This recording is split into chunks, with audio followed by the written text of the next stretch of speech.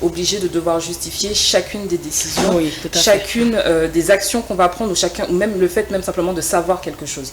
Et ce qui fait que les process peuvent devenir extrêmement laborieux, très longs, parce que non seulement on va peut-être prendre une décision, mais elle sera radicalement et généralement contestée, on va devoir justifier. Et c'est vrai que ça fait que dans un monde où on a cette obligation d'être agile pour travailler extrêmement rapidement, ça peut être très compliqué. Bon, on imagine bien, mais la lionne que vous êtes, avec votre sœur, vous avez certainement les bonnes armes pour pouvoir transcender toutes ces difficultés. C'est ça, chacune, on a vraiment de la bouteille. Moi, à mon niveau, je suis quand même à presque 12 ans dans le monde de la tech, que ce soit au niveau de la gestion de projet ou encore simplement de niveau de développement, donc vraiment au niveau création. Elle, c'est vraiment plus au niveau data, au niveau business, donc elle a quand même beaucoup de recul, d'expérience, ce qui fait qu'aujourd'hui, on a la capacité de pouvoir travailler ensemble et de se coordonner de manière efficace et surtout de manière tangible pour prendre des actions assez rapidement et avoir le recul nécessaire, que ce soit sur le travail de l'une ou de l'autre, pour pouvoir prendre des actions correctrices au moment où ça se nécessite.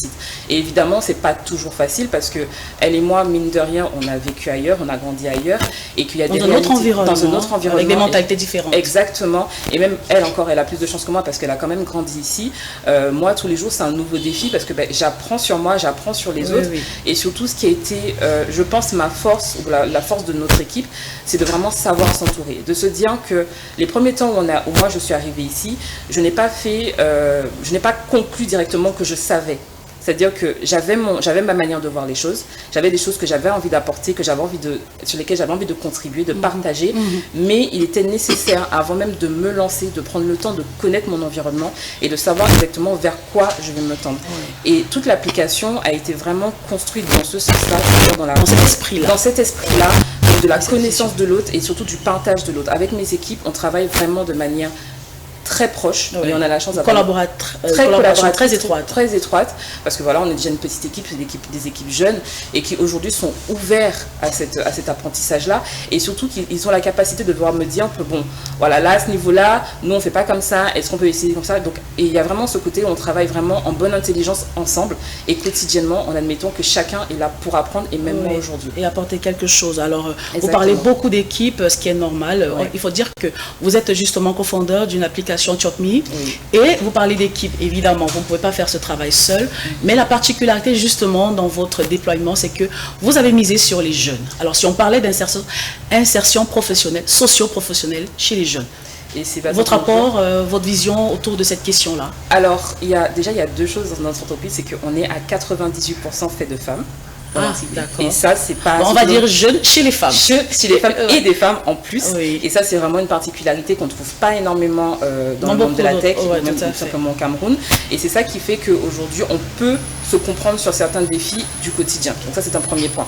Et le second point, c'est que notre vision, c'est de se dire que, quel que soit en fait comment les choses vont arriver, on a la nécessité que chacun peut prendre son envol. Et s'il prend son envol, il doit partir avec quelque chose. Ce qui fait que on force nos équipes à tous les jours à apprendre quelque chose et à se challenger. Et ça, c'est hyper important.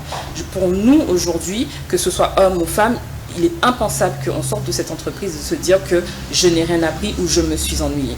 Chacun se challenge à son petit niveau parce que aujourd'hui, on est une start-up. La start-up, on en a besoin. On a besoin de personnes qui sont polyvalentes, qui sont encourageantes, qui sont motivées et qui ont ce désir d'apprendre. On ne peut pas avancer si chacun n'est pas dans cette optique-là. Et donc du coup, c'est quelque chose qu'on a voulu instaurer dès le début et de se dire que non seulement on va communiquer, mais ce que nous on a appris, on va vous le donner. Et si demain vous décidez de prendre votre envol, ce qui est complètement votre choix et on est complètement OK avec ça, vous partez avec quelque chose et vous partez avec un savoir que vous pouvez aussi fructifier derrière. Certaines filles qui ont commencé dans notre société, elles avaient déjà leur business.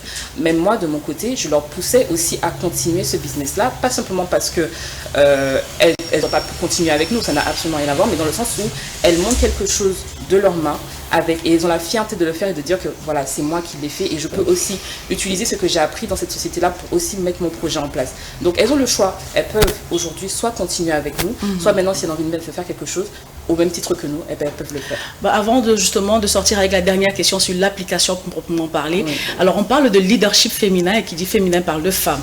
Et ici, dans votre entreprise, vous nous précisez que l'ensemble de votre personnel est constitué de 98% de femmes. C'est ça. Alors en ce qui concerne on va dire ça comment, les mentalités, on sait souvent que les rapports entre femmes, la sororité n'est pas trop de mise. Est-ce que dans les rapports humains entre femmes, vous arrivez à atteindre vos objectifs dans un environnement constitué essentiellement de femmes, quand on sait que les femmes, c'est les émotions, c'est parfois des petites bouderies ou des choses qui ne sont pas très objectives et elles sont complètement dans la subjectivité la plupart du temps. Vous avez réussi à transcender ce challenge-là? Mais tout à fait, parce que déjà, l'une de nos forces, de nos bases, de nos valeurs, c'est la communication. On a chacune des défis personnels et on est chacune au courant des défis des uns et des autres. Mais avant tout, on communique. On peut ne pas être d'accord sur des sujets, on peut avoir des divergences sur des sujets, mais on communique. Après, le boulot reste le boulot. C'est-à-dire que quand on est dans l'entreprise, chacun est, à mon sens, censé laisser un peu sa vie personnelle de côté, parce qu'aujourd'hui, on est là pour le boulot et qu'on est là pour avancer pour le boulot. Et s'il y a nécessité de devoir recadrer certaines choses, eh ben, on va recadrer certaines choses, on va rediscuter et on avance. On ne reste pas sur des frustrations personnelles, ça ne sert à rien parce qu'on est une petite équipe. Donc si on doit laisser gangréner tel ou tel problème, ça peut très vite être monté en épingle, très vite déranger le bon fonctionnement de l'entreprise. Donc, et avoir un impact négatif sur les résultats. Exactement. Et aujourd'hui, on n'a pas la capacité de le faire parce qu'on est une start-up. Et en fait, pas pour prôner forcément le bien-être tout le temps parce que c'est pas possible, mais de se dire qu'on veut un environnement sain et qu'aujourd'hui la communication, que ce soit entre nous ou simplement entre nous ou avec les clients, est important. Alors on parle de start-up, allons-y directement sur l'application ChopMe. Parlez-nous-en, pour qu'on en sache, que les téléspectateurs en sachent davantage justement, pour bien comprendre tout ce que vous avez déroulé avant. Alors, qu'est-ce que c'est ChopMe? ChopMe, en fait, c'est une application de commande et de livraison de repas à Douala. Et on espère, avec beaucoup de travail, se développer dans l'ensemble du Cameroun. ChopMe, c'est 3 applications exactement, c'est-à-dire une application pour les users, une application pour les restaurants et une application pour les livreurs. Donc, et toutes ces applications travaillent en symbiose, c'est-à-dire que chacune répond aux besoins de chacun. C'est-à-dire qu'avant même... Personnalisé. C'est-à-dire qu'avant même de se lancer dans l'entreprise, dans la construction de cette application-là, on a pris le temps de se dire de quoi chacun a besoin pour pouvoir au mieux travailler, au mieux être avec nous dans notre interface. Et ça, c'était quelque chose sur lequel on a pris 1 an, 6 mois supplémentaires pour construire et travailler. Et on continue à construire parce qu'une application n'est jamais terminée.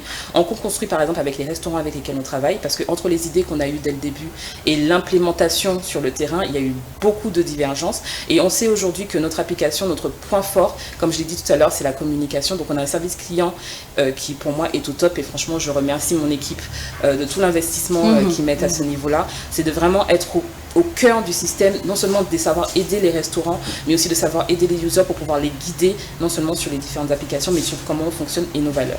D'accord, c'est magnifique, Jessica. En tout cas, j'espère qu'avec tout ce que vous avez déroulé dans vos explications, cela vous apporte plutôt des résultats, cela exporté, et que vous êtes satisfaite jusqu'ici du parcours fait jusqu'à cette heure, jusqu'à date, et que de bons auspices vous attendent pour l'avenir. Merci beaucoup. Je suis très contente parce que jusqu'à présent, aujourd'hui, en 6 mois, on a réussi à glaner 870 utilisateurs et ça ne fait que continuer à monter. Et les commandes sont effectives. Alors, est-ce que vous rassurez votre clientèle justement de ce que chaque commande est soignée, est prise en compte et soignée comme il faut, c'est millimétré et la satisfaction est assurée au rendez-vous? Exactement, ça je l'assure et c'est pour ça que le service client est toujours au taquet, que ce soit avec les users ou encore avec les restaurants, pour pouvoir répondre et justement gagner du temps et surtout gagner de l'agilité, de la flexibilité par rapport à nos réalités contextuelles. En tout cas, magnifique. Nous sommes heureux de voir qu'il y a des jeunes personnes, encore plus des femmes, qui ont des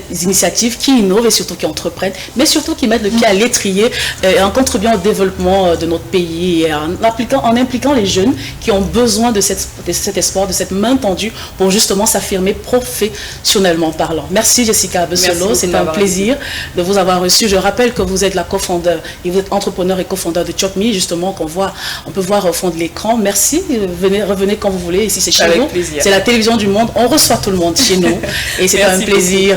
Voilà, je vous souhaite surtout une très bonne suite pour ChopMe et tous ses clients et tous ses utilisateurs et surtout pour votre belle entreprise qui permettra peut-être d'inspirer d'inspirer, d'impacter d'autres jeunes dames et qui les poussera à se lancer dans la même aventure. Je l'espère et on est là pour vous. Très bon vent à vous. Merci beaucoup. Voilà, et on va vous raccompagner avec une note musicale. Le temps pour moi justement de retourner de l'autre côté pour retrouver la belle Amanda Abac avec qui on parlera ce matin de comment entretenir le linge lorsqu'il est blanc.